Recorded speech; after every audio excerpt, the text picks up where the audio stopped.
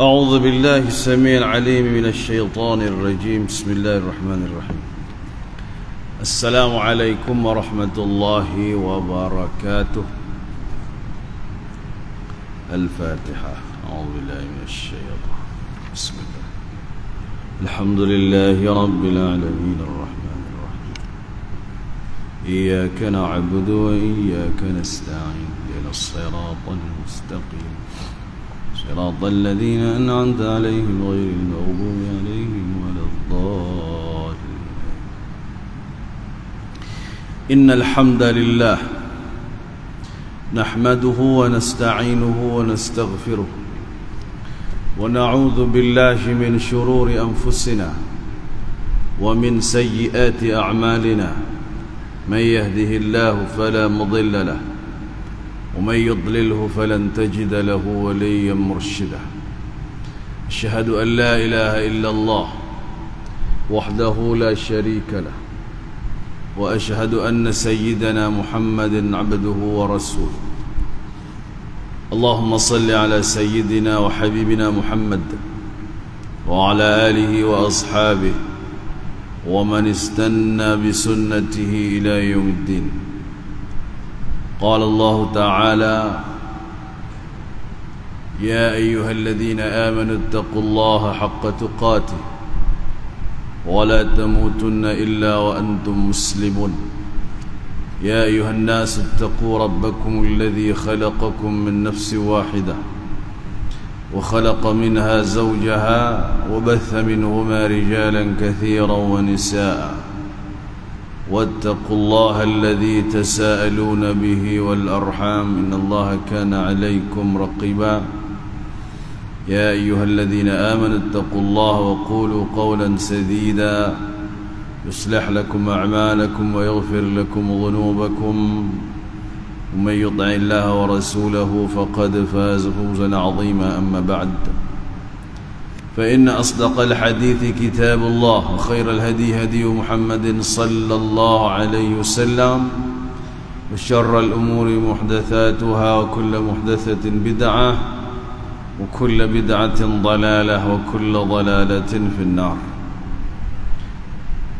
Yang dihormati barisan pentadbir Masjid Setia Alam, pegawai dan ahli jawatan kuasanya, tuan-tuan imam yang dimuliakan, tuan-tuan guru, para muadzin dan siap, tuan-tuan yang berkhidmat untuk rumah-rumah Allah Subhanahu wa taala, seterusnya muslimin muslimat yang dikasihi dan diridai oleh Allah Azza wa Jalla. Alhamdulillah, mari sama-sama kita bersyukur kehadrat Allah Azza wa Jalla dengan meneruskan ketakwaan kita kepadanya, dengan istiqamah senantiasa berusaha untuk melakukan ketaatan dengan terbaik dan berusaha dengan sungguh-sungguh untuk menjauhkan diri daripada perbuatan keji dan maksiat yang dimurkai oleh Allah Subhanahu wa taala. Semoga kita semua menjadi sebab ataupun asbab kepada kebaikan orang lain, insya-Allah. Muslimin muslimat rahimakumullah. InsyaAllah pada malam ini kita sambung bicara kitab Al-Fiqhul Manhaji mujallad tsani, mujallad jilid yang kedua, dengan puasa sunat, yang mana pada bulan lalu kita telah memasuki muqaddimah puasa sunat dan telah membaca hadis Nabi sallallahu alaihi wasallam. Dua hadis tu, hadis tentang orang yang berpuasa sunat kerana Allah Ta'ala akan dijauhkan daripada neraka sejauh 70 musim, dan juga hadis berkenaan dengan hamba-hamba Allah yang berterusan mendekatkan diri kepada Allah itu dengan melakukan perkara-perkara sunat. Maka perkara sunat itu namanya pun sunat, dia tidak dituntut secara wajib, tetapi dia adalah satu cara selepas melakukan perkara fardu yang kukuh dan lengkap, maka perkara sunat dilakukan untuk lebih mendekatkan diri kepada Allah Ta'ala. Kerana ada satu hadis yang mana sahabat bertanya kepada Nabi SAW tentang dia ni buat perkara fardu semuanya tapi tak buat perkara sunat. Maka dia tanya kepada Nabi SAW, adakah aku boleh masuki syurga Allah dengan cara itu? Maksudnya dia tak buat sunat, tapi fardu dia buat cukup, tak ada lubang-lubang, tuan ya. Maka kata Nabi, ya, kamu boleh masuki syurga dengan cara begitu. Jadi maksudnya sunat itu tetap kekal sunat, tinggal lagi dia untuk menambah, mendekatkan diri lebih dekat dengan Allah Subhanahu Wa Taala. Maka sebab itu bila konsepnya namanya sunat, maka yang fardu sepatutnya sudah diselesaikan ataupun sambil diselesaikan. Kalau fardunya ditinggal, sunat dibuat, konsepnya dah salah ya tuan-tuan. Melebihkan benda yang bukan prioriti daripada yang prioriti lah. Contohnya tak sembahyang subuh, fardu ya, tidak sembahyang subuh, tapi rajin buat sembahyang duha, salah konsepnya. Maka sembahyanglah subuh fardu dan sembahyanglah duha, dengan cita-cita untuk kekal taat buat sembahyang fardu. Kerana kita banyak kesilapan kita ialah mengutamakan benda yang bukan utama, sehingga kan Syekh Yusuf Al-Qaradawi rahimahullah ta'ala menulis sebuah kitab yang judulnya Al-Fiqhul Awlawiyat, fikah keutamaan, memahami mana yang utama, mana yang tidak utama. Tetapi bukan saya nak kata yang sunat jangan buat, bukan, tapi kita faham dulu dia punya konsep sunat dan juga fardu. Baik ya. Kemudian sambungan itu muka surat 416. Kita baca ada sikit lagi sebelum masuk kepada subtopik. Kata penulis, tidak syak lagi bahawa kecintaan Allah Ta'ala kepada hambanya dan hampirnya hamba itu dengan Tuhannya akan menjauhkan diri daripada maksiat. Jadi gini, senang je kita punya formula dia ataupun rumus dia. Kalau dia dekat dengan Allah, cinta dia dengan Allah tu dekat, maka dengan maksiat dia jauh. Betul itu. Jadi orang kalau dia jauh daripada api, dia tak rasa panas, dia akan rasa tak panas lah, sejuk ke, suam ke. Tapi bila dia dekat dengan api, pasti dia rasa panas, melainkan Nabi Ibrahim AS. Jadi konsep ni macam tu, senang aja. Maka dia dekat dengan Allah, dia akan jauh daripada maksiat. Kalau dia dekat dengan maksiat, mustahil dia dekat dengan Allah, mustahil, melainkan dia buat-buat dekat dengan Allah. Dia kata, tapi sebenarnya bila orang dekat dengan maksiat, wal'iyadzubillah min dzalik, maka dia jauh daripada Allah Subhanahu Wa Taala. Mendekatkan dirinya dengan ketaatan dan menempatkannya melakukan perkara ma'ruf dan kebaikan, dengan ini luruslah keadaan manusia dan eloklah kehidupannya, diharapkan begitu ya. Kerana pastinya tuan-tuan, yang dekat dengan Allah itu pasti Allah akan pelihara dia. Bukan kata orang yang ialah ditakdirkan Allah buat maksiat, Allah benci dia. Kalau Allah benci dia, dah lama dia tak hidup tuan-tuan, tapi Allah masih lagi beri kasih sayangnya. Cumanya kita panggil dia punya level kasih Allah itu berbeza lah. Baik itu kalau orang-orang saleh, orang baik-baik ni, bukan semestinya orang pandai agama ya, tapi orang yang baik, dia dekat dengan Allah dan doanya itu lebih cepat sampai kepada Allah. Sebab tu kita dulu masa kalau di kampung lah, sekarang tuan-tuan di bandar sana, kita dulu kampung, kalau apa-apa je kita minta tolong orang-orang baik ni doa kita kan.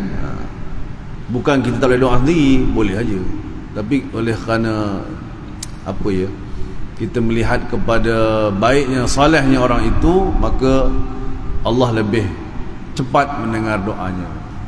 Tapi sebenarnya kalau tuan-tuan yakin dan tuan-tuan juga soleh sebenarnya, Cuma kita ini tidak kata kita soleh. Kita lihat orang lain tu macam tok kiai kita, tok guru kita, orang-orang baik. Kita minta mereka mendoakan kepada kita, insya-Allah. Dan itu berlaku pada zaman-zaman dulu ya. Baik. Maka luruslah kehidupannya. Baik, terus masuk kepada subtopik puasa sunat dan jenis-jenisnya. Kami akan menyebutkan secara ringkas puasa sunat dan jenis-jenisnya. Nombor 1, puasa hari Arafah, yang kita dah melaluinya pada beberapa ketika hari itu, iaitu bulan Zulhijjah, raya haji ya. Iaitu pada 9 Zulhijjah. Ia disunatkan kepada orang yang tak menunaikan haji, yakni bukan orang yang buat haji. Sunatnya ya.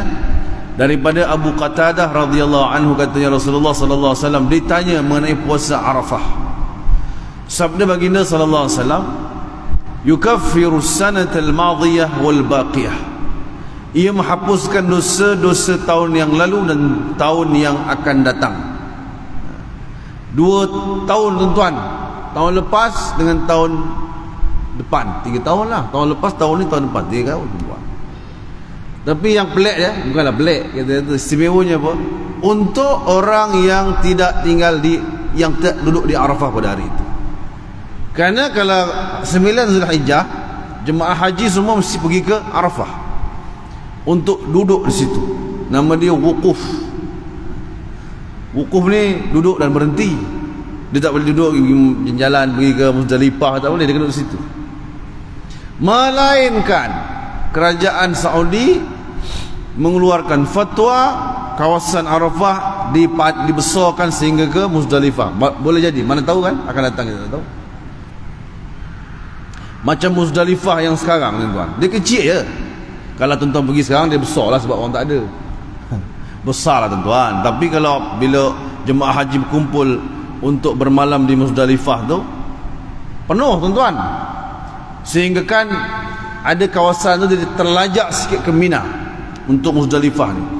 Dan kerajaan Arab Saudi telah membuat ketetapan dan fatwa boleh dan harus duduk di Mina kerana kawasan tak cukup. Ya, akan datang kita tak tahu. Dia punya ramainya manusia sehingga mungkin dilajak ke kawasan yang lain, tapi masih dalam difatwakan compound Arafah. Maka orang-orang yang duduk di Arafah pada hari itu tidak disunatkan puasa. Namanya pun puasa sunat. Bila puasa juga dah dapat sunat. Yang disunatkan puasa ialah kita yang tak buat haji, Malaysia, di negara seluruh dunia lah. Dan dengan ikhlas kerana Allah, maka dia dapat 3 tahun tu. Tahun sudah, tahun ini, tahun depan.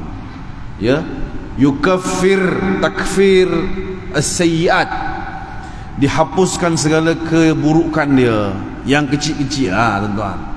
Kalau pernah berjudi, dia kena bertaubat gitu. Ni dosa-dosa yang kecil lah, yang kita tak sengaja buat ataupun yang dikategorikan dosa-dosa kecil, maka Allah akan hapuskan dengan puasa sunat Arafah. Ikhlas kerana Allah SWT, dan pastinya perkara-perkara fardu selesai. Begitu. Dia sebab apa? Meninggalkan fardu termasuk dosa besar. Dosa besar ni dia kena bertaubat ya. Dia tak boleh dengan kita subhanallah 33 semua hapus, tak. Dia ada cara menghapuskannya, iaitu dengan bertaubat kepada Allah. Dan bertaubat ni pula dia bukan ada cara khas pergi mandi bunga, tak payah. Maka bertaubat, dia berdoa kepada Allah yalah, ampunkan aku dan tak ada syarat, ada syarat dia lah tuan-tuan. Ada 3 syarat 4 syarat bertaubat yang telah dituliskan oleh ulama ya. Jadi sebenarnya bukanlah kita kata kalau bertaubat tu kena ada satu upacara, buat press conference. Cumanya ada setengah keadaan tu seseorang yang bertaubat daripada kesalahan-kesalahan yang nyata ya, yang orang kenal dia ni jahat, dia kena isytihar taubat dia supaya orang tidak menimbul fitnah lagi lah kepada dia ya. Macam dulu saya ingat ada satu, ni beberapa tahun sudah sebelum Covid ya, yang gangster di Singapura tu yang mukanya separuh tattoo kan, Apa nama lupa lah tuan. Kan dia ialah dengan izin Allah dia berhijrah, dan dia i'lankanlah hijrah dia kerana dia dulu jahat kan. Dia kata dia jahat, kita kata dia jahat dan dia gangster. Jadi dia isytiharkan taubat dia, dan mudah-mudahanlah berkekalan. Dan kita sendiri pun yang konon-konon tak ada tattoo ni, jangan ingat kita ni suci sangat ya. Kita pun bertaubat juga. Sebab tu kita setiap hari, Nabi tu kan satu hari 70 kali istighfar ataupun 100 kali dalam riwayat yang lain. Bukanlah bermaksud Nabi tu ada dosa tuan, tapi itulah da'bus salihin, iaitu budaya orang-orang saleh, senantiasa minta ampun kepada Allah walaupun dia tak buat dosa. Apatah lagi kita ya, yang setiap harinya tidak lepas daripada dosa. Baik, jadi antaranya iaitu puasa sunat hari Arafah, iaitu 9 Zulhijjah sahaja ya, satu hari saja, tak ada 10, tak ada 8, maka 9 sahaja. Maka besoknya raya haji. Jadi adalah orang buat hari ni 9 Zulhijjah puasa, besoknya raya katanya, macam raya puasa. Terpulang lah, tapi jangan diiktikadkan begitu ya. Jangan diiktikadkan 9 kita mesti puasa tau, sebab besok kita nak raya haji. Dia tak ada benda macam tu tuan. Sunat, nak puasa sila, tak nak puasa it's okay lah, jangan kecam orang yang tak puasa. Cuma ada satu hari tu, satu orang, ada orang cerita pada saya lah, cerita sembang. Dia kata ada seorang ustaz ni, dia cerita dia promosikan 9 Zulhijjah tu puasa sunat. Kita puasa sunat katanya, kuliah subuh. Kuliah subuh tu, habis kuliah tu dia sarapan. Boleh tak tuan sarapan? Boleh aja, sebab dia tak puasa kan, puasa sunat. Tapi orang memandang apa? Tadi suruh orang puasa, tiba-tiba dia sarapan. Jadi macam cakap, tapi masih kekal sunat. Masih kekal sunat walaupun ustaz tadi tu menganjurkan untuk puasa 9 Zulhijjah tu. Tapi orang jadi macam, tadi dia suruh orang puasa, tiba-tiba dia ajak sarapan mamak lah. Ada setengah masjid tuan, dia kalau 9 Zulhijjah tu cuti, contohlah kalau cuti kan buat kuliah subuh, dia tak buatlah sarapan sebab dia anggap semua orang puasa sunat. Begitu, ada setengah masjid itu. Ada setengah yang on juga, kerana ada yang tak puasa kan. Tapi begitulah manusia kan, dia tak boleh tengok orang lain suruh tapi tak buat, orang suruh kena buat. Tapi pada dasarnya dia masih lagi pada kita panggil darajatnya sunat ya, masih lagi sunat. Okey lah, siapa tak nak puasa pun tak apa, puasa bagus. Baik.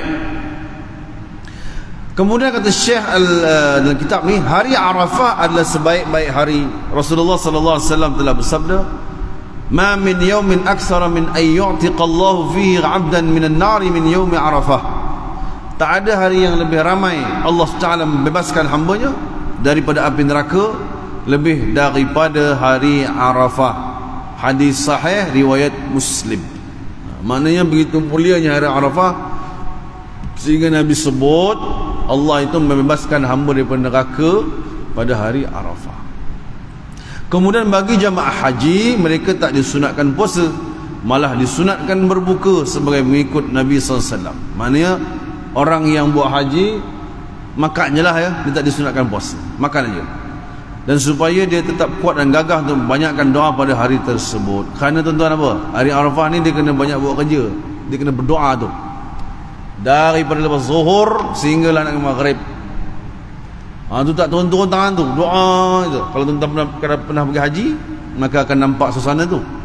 Suasana sibuknya manusia selepas zuhur sehingga nak ke maghrib. Sebab itu kebanyakan travel agency ya, dia tak bagi malam 9 tu qiyamul lail, tidur je tidur, sebab esok pagi nak berdoa banyak. Nanti kalau malam qiyamul lail, besok pagi tinggal tidur sampai petang ya, penat. Maka keutamaannya apa? Pada siang Arafah tu dia berdoa kepada Allah seminta-mintanya sehingga dah habis modal. Ini doa ni sampai ada orang kata saya dah habis modal doa. Orang kirim pun saya dah bacakan, saya punya doa pun saya dah baca.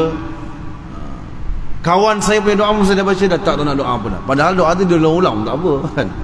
Dia ulang sehingga habis waktu asar nak ke maghrib. Jadi tuan-tuan kalau tengok dia macam PL tuan, hari 9 Zulhijjah tu. Tang tu. Ada yang tak doa dia tidur pun ada yang jalan-jalan, ada yang melepak-lepak.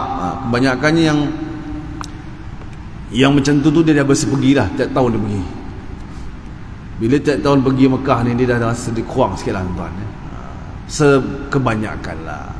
Tuan jangan marah saya pula. Saya kata, nanti kata saya tak tahu pergi, saya seronok je. Ya tuan-tuan seronok. Ada orang yang dah selalu sangat pergi, dah jadi macam kampung dia. Dia Arafah tu dah macam setiap alam dia lah. Dah biasa. Jadi kemanisannya agak kurang lah ya. Maka dia pun tidak menghargai 9 Zulhijjah yang petang tu, berdoa pada Allah ya. Sampai ada yang berdoa menangis minta kepada Allah, menghadap kiblat, berdiri dan doa pada Allah. Dan jadi untuk kita yang tak buat haji, kita puasa ikut waktu negara masing-masing. Dulu ada satu kecoh tu, dia nak puasa pada tarikh Arab Saudi ya. Kerana kita ikut sana katanya. Kalau sana tidak ada Arafah, nescaya kita ada puasa Arafah. Itu pada fikiran dia. Tetapi ulama telah buat putusan dan buat fatwa bahawasanya puasalah ikut hari negara masing-masing. Begitu. Ya, kita ni konon-konon kita fikir tu dah betul lah, tapi kita fikir seorang ya. Fatwa ni dia dibincangkan dengan banyak kepala. Satu komiti tu untuk memutuskan satu hukum ya, fatwa. Bandingkan kita seorang fikir, jauh lah tuan-tuan, pasti salah macam kita. Kerana dia orang ni atau mereka ini menggunakan dalil dan hujah untuk menetapkan sesuatu hukum, termasuklah penetapan berpuasa hari Arafah di negara semasa ya. Kalau kita Malaysia, kalau negara lain lah. Kerana waktu malam siangnya berbeza. Baik, habis cerita puasa hari Arafah. Nombor 2, puasa hari Ashura dan Tasu'a pun kita telah melalui pada bulan lepas. Ashura ialah 10. Ashura ni asal kata pada asyaratun, 10 ya. Wahid, isnin, salasa, arba'ah, khamsah, sittah, sab'ah, thamaniyah, tis'ah, asyaratun, 10. Jadi di Ashura asal kata daripada asyaratun, 10 Muharram. Dan Tasu'a ialah 9 Muharram. Tasu'a daripada tis'atun, 9 dalam bahasa Arab. Maka 10 dan 9. Dalil disunatkan berpuasa pada hari ini ialah hadis Ibn Abbas radhiyallahu anhu. Rasulullah sallallahu alaihi wasallam sama, telah berpuasa fi yaumi Ashura dan pada hari Ashura, wa amarahum bis-shaum, dan memerintahkan mereka berpuasa padanya. Perintahnya ialah perintah sunat ya tuan-tuan. Bunyi dengan amara, kalau dia matan ataupun matan asal dia bahasa Arabnya amarahum, memerintahkan tu membawa maksud perintah sunat, bukan memerintahkan wajib. Jadilah puasa 10 Muharram tu sunat sahaja. Tapi kalimat sahaja jangan dipandang ringan ya. Maksudnya dia tidak sampai tahap wajib, tapi dia sunat dan digalakkan. Maka puasalah 9 dan 10 ataupun paling common 10 sajalah ya. Kerana nanti ada satu kenyataan lagi untuk membezakan dengan puasa orang kafir, kita kena puasa 2 hari gitu. Tapi kalau puasa sehari pun masih boleh. Cuma tidak kalau ikut markahnya tidak sehebat markah puasa 2 hari lah gitu. Hadis riwayat Bukhari dan Muslim, hadis sahih berkenaan dengan puasa Ashura. Dari Abu Qatadah radhiyallahu anhu, Rasulullah sallallahu alaihi wasallam telah ditanyakan tentang puasa pada hari Ashura. Baginda jawab sallallahu alaihi wasallam, ia menghapuskan dosa tahun yang lalu. Tahun yang lalu tuan-tuan, tadi Arafah tahun lalu, tahun ni tahun depan. Ini tahun lalu. Jadi berapa kali tahun lalu tu? Kalau kita nak kira tamak pahala kan. Tapi nak bagi tahu itulah fadilatnya. Kerana dosa kita banyak ya. So jangan kita macam gini. Jangan kita cakap gini tuan, saya dah puasa Arafah dah, mana tahun lepas dah terhapus. Kalau saya puasa 10 Muharram, tahun lepas dah tak ada dosa dah, nak dihapus apa? Yang itu susah fikir, kerana itu bukan kita nak fikir. Biar Allah yang settlekan itu. Cumanya kita diberitahu begini supaya rasa semangat terlebih lah kalau buat ibadat tu. Nanti kalau diberitahu begini, puasalah 10 Muharram, tidak dapat apa-apa tapi puasalah. Siapa yang nak buat tuan-tuan? Kerana manusia dia kan suka reward kan tuan-tuan. Jadi Allah pun tahu, kerana Allah cipta kita, dia tahu kita ni jenis suka apa hadiahnya. Maka bagilah. Tahun lepas punya dosa dihapuskan, hak ni tahun depan punya dosa pun dihapuskan. Banyak tu ya, dan sangat besar. Tuan-tuan, kita boleh berpuasa yang lepas lah. Kalau yang puasa lah, boleh puasa tu pun dah alhamdulillah syukur. Kerana puasa sunat ni bukan senang, susah. Sebab environmentnya bukan environment puasa. Ketika itulah kawan duk nak belanja Burger King, masa itulah kawan nak belanja makan dekat Manhattan tu di sana tu. Kita pun time ni lah kau nak belanja, aku semalam tak ada puasa, tak sibuk belanja pun. Itu kan dia susah kan tuan. Ada orang dia tengah hari sampai tengah hari tu dia puasa, tiba-tiba kawan dia ajak tengah hari tu, oh lama, dia pun tahun depan lah, tahun ni kira setengah hari lah tuan-tuan. Dugaannya tidak mengapa pun, tak ada masalah pun, tak adalah berdosa kan, tapi nak kata dugaan tu banyak. Kalau bulan Ramadan tak apa, kerana suasananya Ramadan, jadi tak ada orang ajak tengah hari makan lah, kecuali geng-geng plastik hitam lah tuan. Jadi jangan kata puasa sunat ni kata orang Indonesia disepelekan, dipandang ringan, kerana dia susah nak buat. Seterusnya dia kena ikhlas, betul ikhlas, bukan yang wajib tak ikhlas tu pun kena ikhlas, tapi yang sunat lebih lagi lah, kerana dia kalau tak ikhlas kira tak buat apa-apa lah, kosong tuan ya. Kerana syaratnya ialah ikhlas, supaya orang tak tahu kita berpuasa. Tapi itulah tuan-tuan, zaman ini elok-elok orang tak tahu, tuan punya badan pula bagi tahu. Dia masuk dalam dia punya story tu kan, 10 Muharram hari ni puasa, anda tak nak puasa ke? Tu ada. Orang tak tahu lah tu asalnya, kita beritahu kat orang pula. Ataupun kita trick orang supaya orang tanya kita, tanyalah aku puasa ke tidak hari ni. Ini benda-benda yang boleh menghilangkan ke fadilat dan pahala ya. Sayang lah. Baik. Daripada Ibn Abbas radhiyallahu anhu katanya Rasulullah sallallahu alaihi wasallam bersabda, kalaulah aku masih hidup hingga ke tahun depan, nescaya aku akan berpuasa pada hari yang ke-9. Tetapi baginda sallallahu alaihi wasallam wafat sebelum itu. Jadi sebelumnya Nabi itu bersabda begitu ya, tapi tak sempat tuan Nabi wafat. Hadis sahih riwayat Muslim. Hikmat disunatkan pada hari Tasu'a di samping Asyura ialah untuk ihtiyat, yakni berjaga-jaga, berhati-hati bimbang berlakunya kesilapan pada menetapkan awal bulan, dan untuk membezakan diri dengan orang Yahudi kerana mereka hanya puasa pada hari yang ke-10 sahaja. Itu hikmahnya ya. Orang Yahudi buat puasa 10 Muharram sahaja. Jadi kita nak bezakan tu, kita kena puasa 9 dan 10. Ada setengah ulama sebut hari seterusnya. Oleh itu disunatkan bagi orang yang tak puasa Tasu'a bersama dengan Asyura agar dia berpuasa pada hari yang ke-11.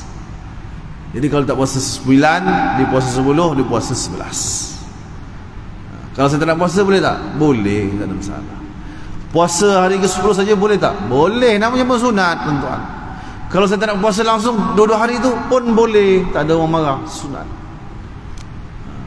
Selalu orang suka tanya situ kan, macam budak-budak kan tuan, dia kan suka macam tadi periksa, sekolah periksa tadi, saya kena jaga periksa lah subjek bahasa Melayu. Budak tanya, ni ustaz, dia kata tidak lebih 90 perkataan kadang-kadang kan.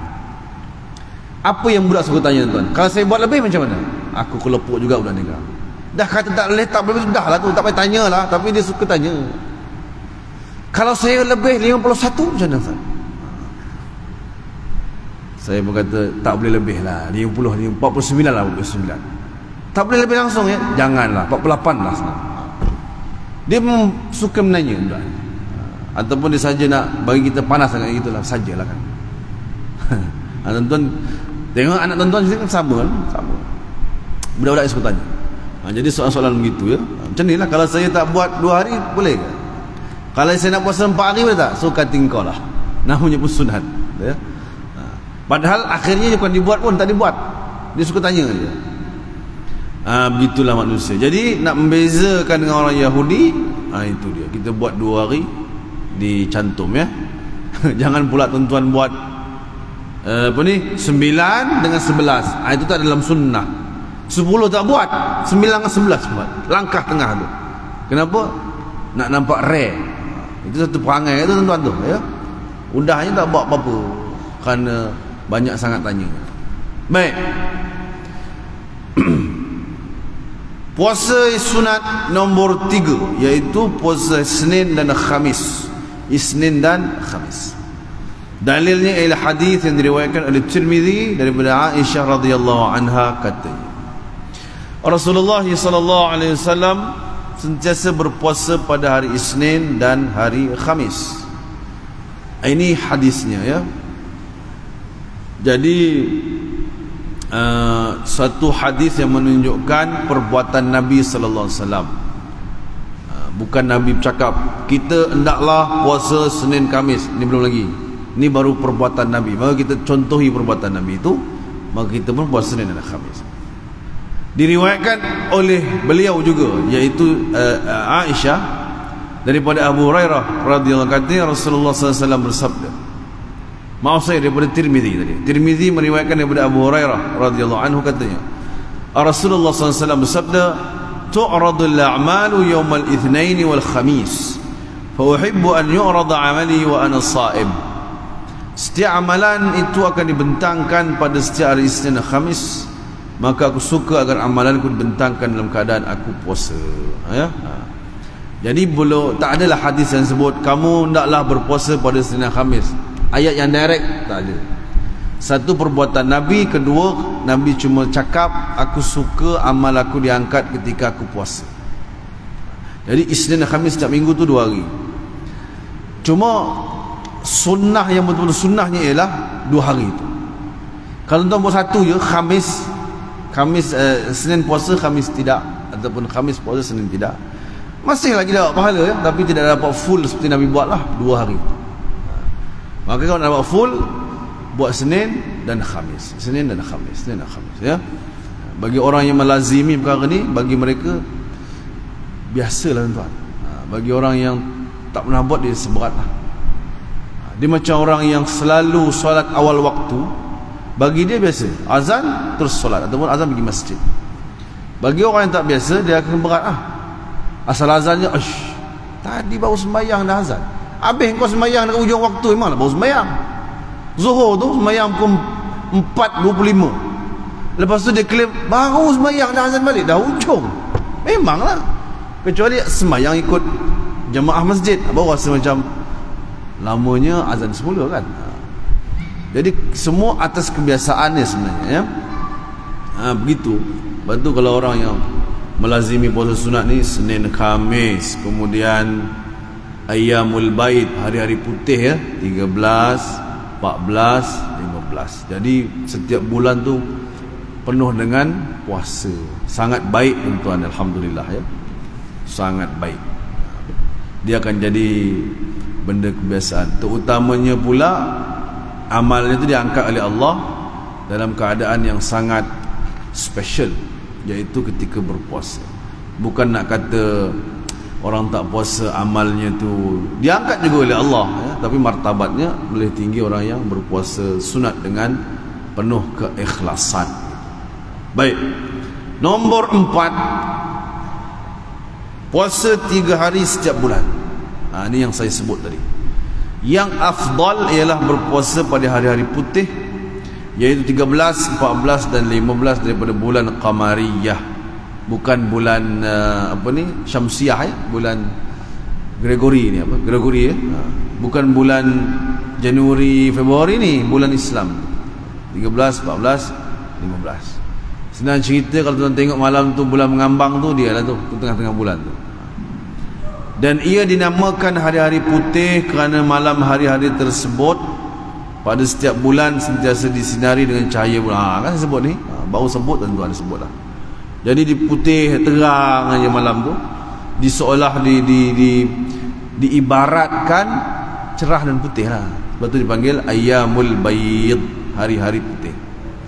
Dalil disunatkan puasa ialah hadis yang diriwayatkan oleh Al-Bukhari dan Muslim daripada Abu Hurairah radhiyallahu anhu, katanya, kekasihku sallallahu alaihi wasallam telah berwasiat kepadaku dengan 3 perkara.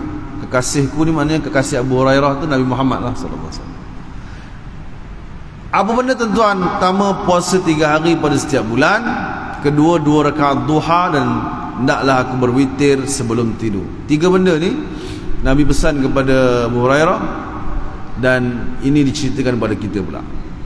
Jadi Abu Hurairah mengamalkan 3 benda ini sampailah beliau meninggal dunia, ya.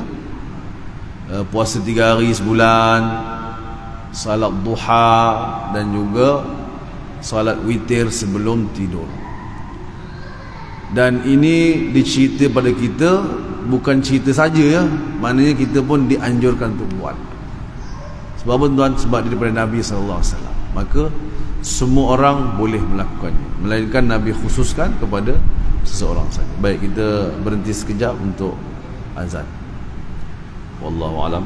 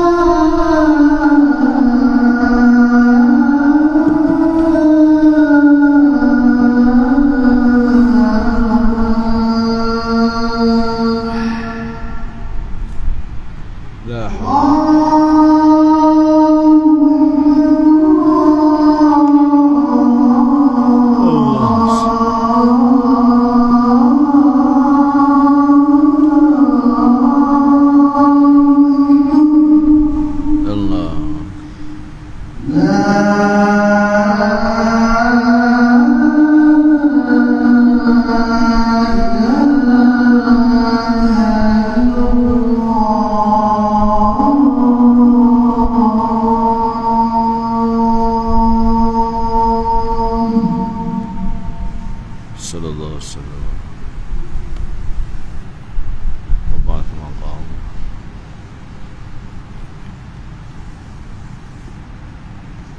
la hawla wala quwwata raditu billahi rabbil islam. Baik, kita habiskan poin keempat ni, kita solat insya-Allah. Baik, itu adalah wasiat Nabi sallallahu alaihi wasallam kepada Abu Hurairah, dan kita juga boleh ataupun dianjur untuk ikut ya. Sebab tu dalam tiga-tiga ni banyak yang orang buat yang sembahyang duha tu, kerana orang suka sembahyang duha ya. Sebab diberitahukan sembahyang duha dia ada melibatkan rezeki kan. Jadi orang ni suka janji rezeki tu, orang suka rezeki bagus. Manusia lebih suka yang itulah, kerana memang sifatnya begitu kan, manusia suka harta yang banyak dan sebagainya. Jadi yang dua lagi tu banyak ditinggal, puasa 3 hari dan juga witir. Tapi tak apalah, tak boleh buat semua, jangan tinggal semua kan. At least ada dibuat. Cuma yang witir tu antara juga yang terbaik ya, witir sebelum tidur. Maka selepas isyak tu main sunat, main witir siap-siap. Juga yang banyak orang buat juga sekarang ni, iaitu baca surah Al-Mulk sebelum tidur, sama ada dibaca di masjid ataupun di rumah dia. Baik. Ada satu ni sebelum kita masuk yang last ni.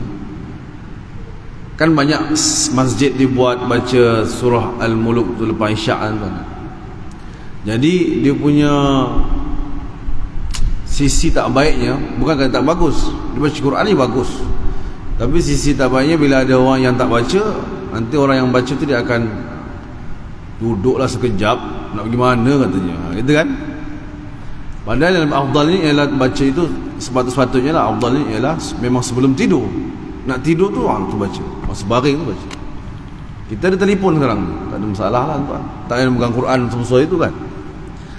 Cuma kita kata bila orang, pandangan orang itu, bila kawan tak baca dia akan pandang sinis ya, sedangkan dia ada urusan lain ke apa, pulang dia.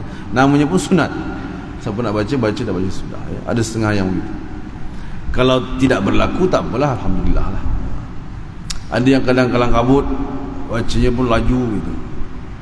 Kerana kita, ibadat kita ni yang paling pentingnya ialah mengikut petunjuk daripada Nabi SAW itu ya, dan ikhlas kerana Allah. Baik, sebuah hadis daripada Abu Qatadah radhiyallahu anhu, kata Rasulullah SAW bersabda, "Shaumu thalathatin min kulli syahrin saumud dahr." Puasa 3 hari dalam setiap bulan adalah sama dengan puasa untuk, dalam terjemah ni dia kata selama-lamanya. Puasa saumud dahr ni puasa setahun tuan-tuan ya. Ad-dahr ialah masa, dan masa itu merujuk kepada tahun gitu. Jadi bukanlah kalau puasa 3 hari itu nanti dah tak payah pergi puasa Ramadan pula, bukan begitu. Nak cerita Allah nak bagi tahu besarnya fadilat puasa 3 hari dalam sebulan itu, 13, 14 dan 15, sehingga disamakan dengan puasa ad-dahr, puasa setahun ataupun puasa yang tempoh yang lama lah. Daripada Abu Dzar Al-Ghifari radhiyallahu anhu, katanya Rasulullah sallallahu alaihi wasallam bersabda, "Idza sumta min asy-syahri 3 fasum 13 wa 14 wa 15." Apabila kamu mau berpuasa 3 hari pada setiap bulan, maka puasalah pada 13, 14 dan 15. Jadi jangan puasa 21, 22, 23, kerana yang dituntut 13, 14, 15. Kalau orang tanya kan, kenapa tak boleh ke puasa 20? Boleh, tapi yang utamanya 13, 14, 15. Jadi jangan kita buat yang benda tidak utamakan, rugilah kita kan. Dapatlah pahala menahan diri puasa dan niat kalau betul puasa sunat kan. Cuma kalau hari-hari lain tu macam tidak disunatkan, maka dia tidak begitu diutamakan. Cari yang betul-betul Nabi kata sunat-sunat, buat betul.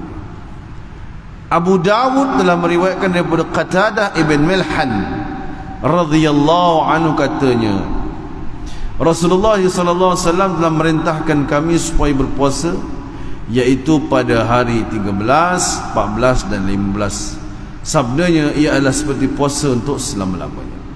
Tetapi dikecualikan 13 Zulhijjah, kerana puasa pada hari itu tersebut diharamkan, sebagaimana yang akan kami jelaskan insya-Allah.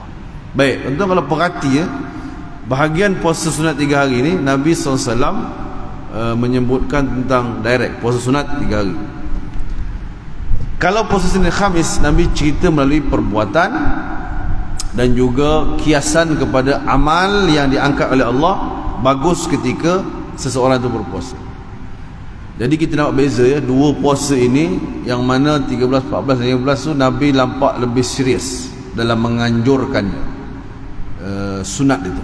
Walaupun sunat, tapi Nabi sebut puasalah kamu 13.